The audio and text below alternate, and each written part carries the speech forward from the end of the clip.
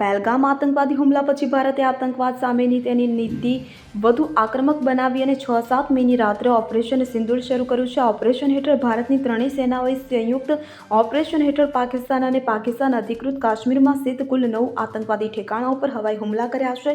આ ઓપરેશન બપોરે લગભગ 1:30 વાગે હાથ ધરવામાં આવ્યું હતું અને તેનો ઉદ્દેશ્ય આતંકવાદી લોન્ચપેડ અને શસ્ત્રોના ડેપોનો નાશ કરવાનો હતો. મળતી માહિતી મુજબ ભારતીય વાયુસેનાના અદ્યતન ફાઇટર જેટ્સ દ્વારા બહાવલપુર, કોટલી અને મુઝફ્ફરાબાદ વિસ્તારોને નિશાન બનાવ્યા હતા. આ વિસ્તારોને લાંબા સમયથી જૈશ એ મોહમ્મદ અને લશ્કરે તૈયબા જેવા આતંકવાદી સંગઠનોનો ગઢ માનવામાં આવે છે. જણાવવામાં આવી રહ્યું છે કે ભારતીય સેનાની એર સ્ટ્રાઇકમાં 90થી વધુ આતંકીઓ ઠાર મારાયા છે, કે જેમાં મોરદીકેમાં જ 30 આતંકીઓનો સફાયો કરવામાં આવ્યો છે.